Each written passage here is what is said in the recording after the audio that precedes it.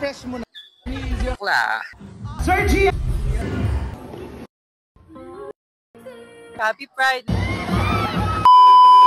Hello guys, it's me again, G. So for today, meron na naman po kaming performance. But this time, sa Pride March naman po magpe-perform ang team. Yun nga mga baby, magpe-perform kami mamaya. Magpe-perform sila mamaya. Ako mag-ayos ako, guide ko lang sila mamaya. Wala rin naman ako masyadong ganap. Support lang, ganun naman talaga siguro. Well anyway, like what I said, magpe-perform kami mamaya sa Pride March Kabanatuan. So, abangan niyo yung video. So, samahan niyo po kami sa journey namin for today. And sana magustuhan niyo yung vlog na ito. Kasi kapag hindi, i-delete ko tong video na to. Hindi po, ate! So yan, nagpa-practice na po sila ng performance nila para mamaya. Pero syempre habang nagpa-practice sila, hindi pwedeng mawawala yung mga talak ng mga coach. Parang ganito. Marlene, buuin mo yung galaw mo. Bakla kayo yung exit na maayos. Andong faster! Kulang pa yan, yung ibang talak, di bang video. Inayosan po natin si Jezreel. Ang inspiration po natin ay lumang kaso. Tawa-tawa talaga ako. Kaso nahihirapan po ako gamitin yung ano eh. Makeup brush naman. Dapat paint brush. Biro-biroan lang namin yan. Yan lang kasi love language namin dito sa team. Well anyway, nagme-makeup na naman. Then right after na makeup, kami din naman yung gumagawa ng sarili naming mga costumes. Yan, as you can see, Jubert and Daniel doing their costumes. Then after a few minutes, pumunta na kami sa SM Mega Center kasi doon gaganapin yung mismong event. Siyempre, feedcheck, Jubert. Yan. Ate Cherise. Ang lalaking si DJ. Bini Marlene. Ngayon lang naging matinong Carlo. Also we have Shane.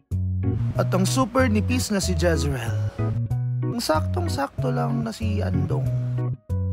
Siyempre we have Poging Echon. One more time, DJ Kabugayrang Leo. And siyempre di ako papatalo. This time kausapin natin yung isa sa mga taong dahilan kung bakit may ganitong event. Sir Mikey. Mabuhay ang mga sukla. Ayun na nga, so for today, like what I said, nandito na kami sa Pride Love 2025 at SM Mega Center. So dito start yung opening program ng Pride March or ng celebration ng Pride dito sa SM Mega Center. Andyan na, dumarating na yung mga ating mga candidates. May nagre-request sa akin ng front view performance ng Blue Fox, kaya ayan. Pero hindi ko muna ipa-full ha. Alam nyo na, baka makapiright po tayo.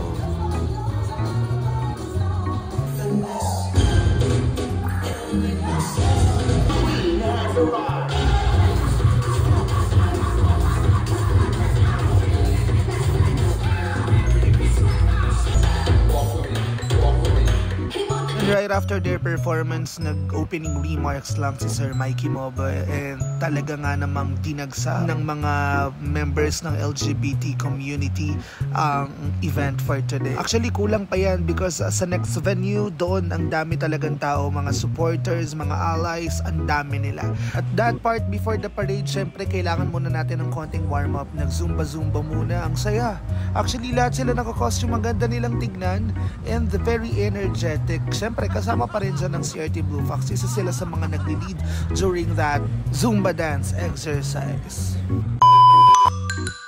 Ang mga kaganapan backstage!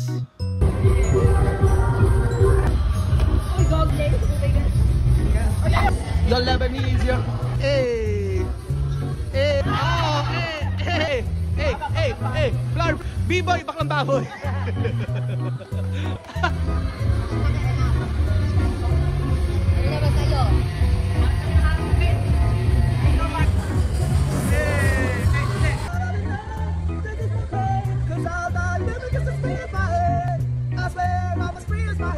Hey, go, Jezreel! I'm beautiful in love. Hindi mo alam?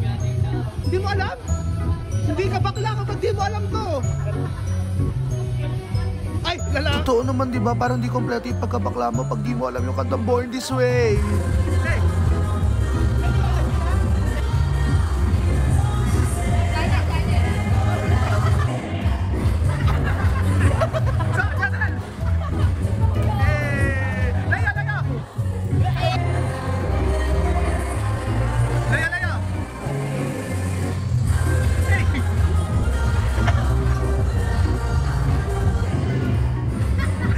Let's go! Hey!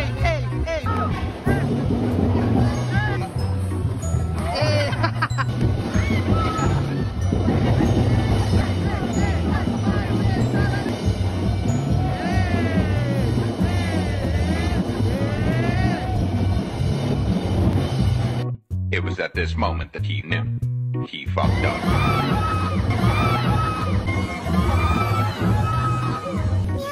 Ramdam na ramdam namin yung sakit nung ginawa niya. So right after this one, magpaparade naman kami papunta sa Plaza Lucero. So stay tuned tayo! Right after that, nag-start na rin yung parade. Ang saya-saya at ang ganda-ganda ng mga costumes ng mga participants for today. Talagang pinaghandaan nila. Miss Kenneth, napaka-fresh mo naman. Hello po, thank you po. Yan.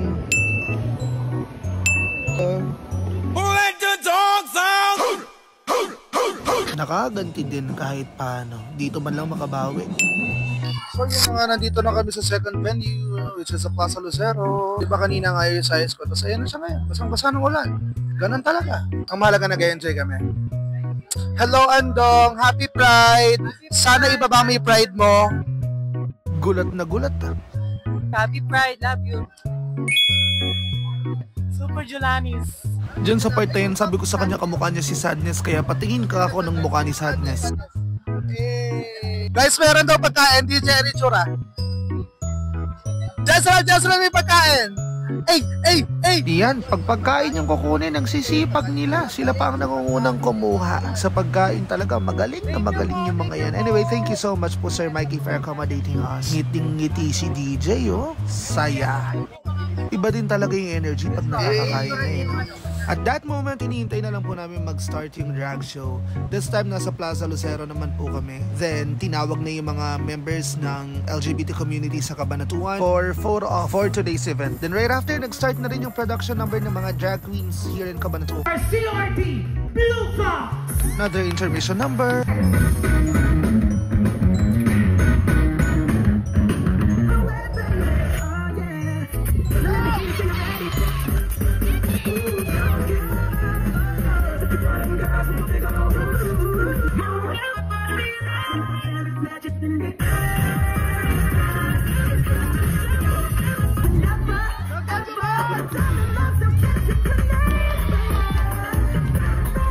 Sir G, again, thank you so much. Maraming salamat po, sir. So much din po, Sir David. Si Sir David talaga isa yan sa mga host na talaga nilolook up ko every time na merong event. Sana maging kagaya niya ako. Siya talaga yung standard ko. Well, anyway, nag-start niya yung mga performance ng mga drag queens. At grabe tong batang ito. Sobrang lala ng energy at grabe yung katawan.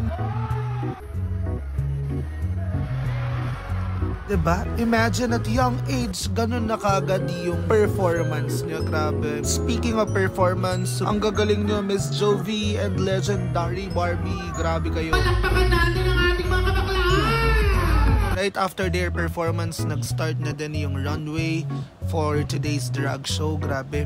The confidence is giving. Ganon din yung mga suot. Bonus na lang yan. At nakakatuwa talaga na maging parte ka ng LGBT community because of their confidence, creativity, lahat-lahat. Pero isa to sa mga napawawa ko na costume that night. Anyway, lahat naman sila yung magagaling at talaga nga namang pinaghandaan yung event. Actually, sila yung naging dahilan kung bakit mas naging makulay yung drag show that night. This is a good experience to us, to me, and sa mga naging participants on that drag show. Thank you so much po sa nag-organize ng event. Maraming salamat sa opportunity and sa experience. Grabe din naman ang timing. So finally, nagkita-kita na rin kami ng mga former Blue Fox members na Miss Kita Alain. And syempre, we also have Miss Blast na nasa ibang school na silang dalawa ngayon. Pero syempre, hindi pa rin nawawala yung pagmamahal ko sa kanila. Anyway, masyado nang mahaba yung araw nito para sa akin at para sa amin ng team. Kasi magmula kaninang umaga, nagre-rehearse kami kung ano-anong ginagawa namin, nagpe-prepare ng costume at ng kung ano pa. Kaya hindi na rin namin natapos yung event. Ang mahalaga naman ay nag-enjoy kami.